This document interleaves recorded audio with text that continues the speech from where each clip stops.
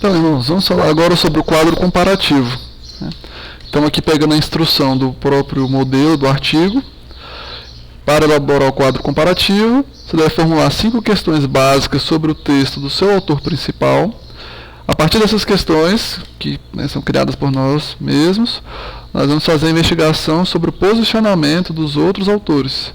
E aí vamos preencher o quadro com essas informações, certo? Então, passando aqui para o quadro comparativo, esse modelo já está no artigo. A gente vai usar exatamente esse modelo, sem tirar nem pôr. E aí vamos fazer esse preenchimento, então.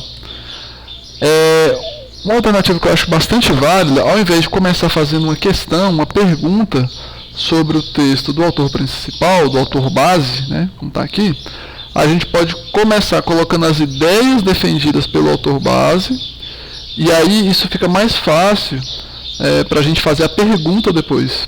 E aí, quando a gente vai ter a pergunta e a ideia do autor base, a gente vai fazer as outras leituras dos outros autores, e quando se aplicar, no caso aqui do Manual Batista Nacional, e ver o posicionamento, se eles concordam ou discordam dessa ideia aqui do autor base, ok?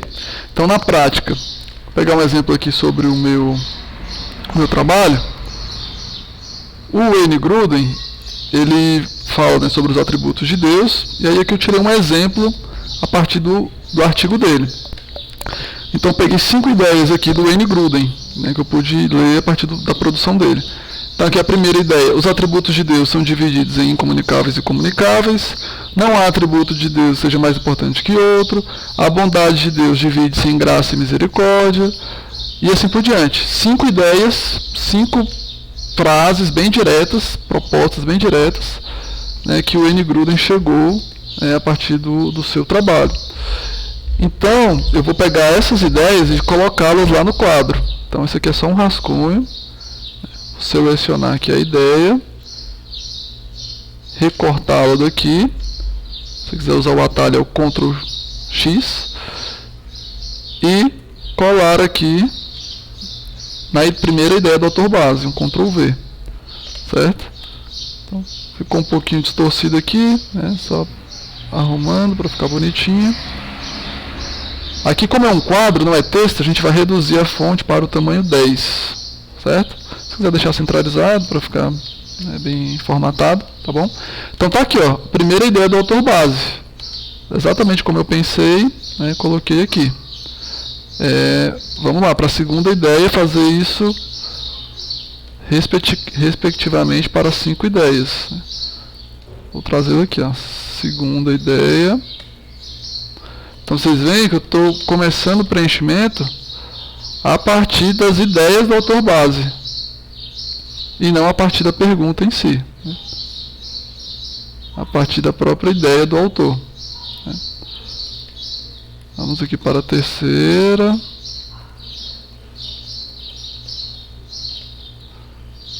Opa, passei de... Eita, vamos lá. Aqui a terceira.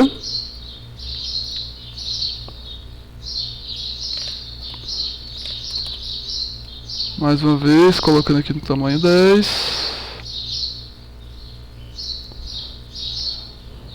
Aqui eu comi mosca um pouquinho, Poderia ter colocado tudo no tamanho 10. Vou fazer isso, que aí já faço um trabalho só. Tamanho 10 de fonte. A quarta ideia. Não se preocupe, questão de formatação. Às vezes o quadro vai passar para outra página, depois a gente ajusta tudo para ficar bem formatado. Como aqui vocês podem ver, já deu uma quebra, não tem problema, não se preocupe com isso. Depois na formatação final a gente acerta tudo. E a última ideia. Aqui, a quinta ideia. Certo? Então estão aqui as 5 ideias defendidas pelo autor base. E agora, olhando para cada uma delas, fica mais fácil a gente fazer uma pergunta. Por exemplo, a primeira ideia que eu pensei lá do texto dele foi: os atributos de Deus são divididos em incomunicáveis e comunicáveis. Então, que pergunta eu posso fazer sobre essa ideia que ele defende? Por exemplo, os atributos de Deus são divididos? Divididos É uma pergunta. Então, a partir dessa pergunta aqui, a gente vai investigar o que outros autores vão falar sobre isso. Certo? Se eles concordam, se eles discordam. Por exemplo, o Gruden está dividindo aqui em comunicáveis e comunicáveis. E o autor 2? Vamos supor que um outro autor, que eu separei já, o Rod. O que será que o Rod pensa sobre isso? Ou o que será que o Strong é outro autor que eu já separei anteriormente, né? O Miet e Ferreira, ou ainda o Eriksen, são todos autores daquela área de teologia sistemática. Eu já fiz essa separação prévia, são autores que também trabalham com esse tema. Então você vai separar outros autores, né, que também vão discutir esse tema, para poder pensar o que eles pensam, né, se eles concordam ou discordam. Então vamos supor aqui que o Rod, ele concorda com essa ideia, ele também faz a classificação. Então vou escrever aqui, ó, concorda. Separa os atributos em absolutos e relativos. Só simplificando. Então você vai simplesmente colocar aqui uma breve observação. Se concorda, discorda e por quê, né? E digamos assim, o que esse autor pensa, né? Então vamos supor que o Strong seja o contrário, discorda. Pensa que não há distinção ou separação. E assim sucessivamente, certo? Aqui na segunda ideia, não há atributo de Deus que seja mais importante que outro atributo. Então vamos lá, que pergunta que a gente pode fazer com relação a isso?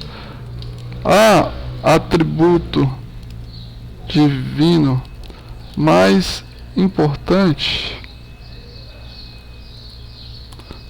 que outro, né? Atributo. Entende, irmãos? Então é isso. Partindo aqui do autor base, a gente faz as respectivas perguntas. Claro que se você quiser fazer primeiro a pergunta e já começar preenchendo com a resposta do autor base, não há nenhum problema, né? O objetivo é o mesmo, que é levantar questionamentos com base aqui na obra do autor principal e fazer a respectiva comparação posteriormente. Mas particularmente, pelo menos pelo que eu pude acompanhar, tirar primeiro as ideias do autor principal nos ajudam a fazer as respectivas perguntas, né? Aqui a terceira ideia, a bondade de Deus divide-se em graça e misericórdia. Podemos perguntar, é possível separar a bondade de Deus em outros atributos? E essas perguntas, irmãos, são assim, é óbvio que o trabalho ele é pessoal, mas elas são totalmente pessoais, ou seja, não há uma pergunta certa ou errada, né? Claro que há um melhor jeito de se fazer uma pergunta, né?